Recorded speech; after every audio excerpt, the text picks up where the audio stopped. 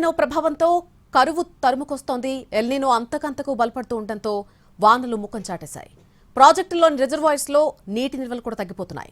ఫలితంగా కరువు తరుముకొస్తోంది. సాధారణంగా నైరుతి రుతుపవనాల ప్రారంభ దశలోనే రాష్ట్ర వ్యాప్తంగా విస్తారంగా వర్షాలు కురవాలి. కానీ ఈసారి అనేక జిల్లాల్లో లోటు వర్షపాతం నమోదైంది. అక్కడక్కడ వర్షాలు కురిసినా వాటిని నమ్ముకుని రైతులు సాగులోకి దిగేందుకు జంకుతున్నారు. తెలుగు రాష్ట్రాల్లో వర్ణుడు ముఖం చాటేయడంతో అన్నదాతల పరిస్థితి అగమ్యగోచరంగా మారింది.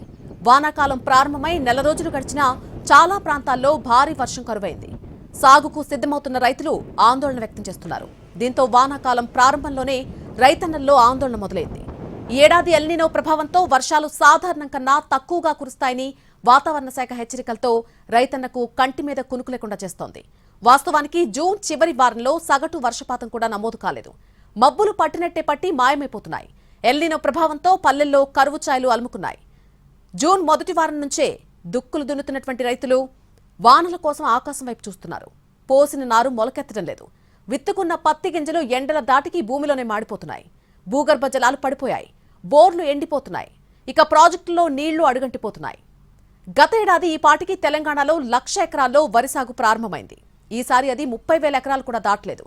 చాలా చోట్ల భూమి నెర్రెలు బారుతోంది. 26 జిల్లాల్లో సాధారణం కంటే తక్కువ వర్షపాతం నమోదైంది.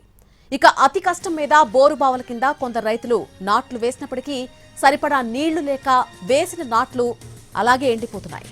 ఎల్నినో వల్ల ఈసారి కష్టకాలమే అని గ్రహించిన కొందరు రైతులు మాత్రం వరిని వదిలిపెట్టి ప్రత్యామ్నాయ పంటల వైపు ఆలోచన చేస్తున్నారు.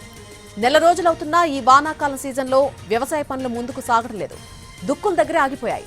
ఈ నెల ప్రారంభమై వారం దగ్గర పడుతున్న అయోమయ పరిస్థితి నెలకొంది. ఇక మరొక వైపు రాష్ట్రంలోని వాతావరణ వ్యవసాయ పరిస్థితులపై ప్రభుత్వం ఆందోళన వ్యక్తం చేస్తోంది. ఎల్నినో ఎఫెక్ట్స్ వర్షాలు లేకపోవడం, సాగు ముందుకు సాగకపోవడంతో అది వ్యవసాయ ఆధారిత ఆదాయంపై ప్రభావం చూపబోతోంది.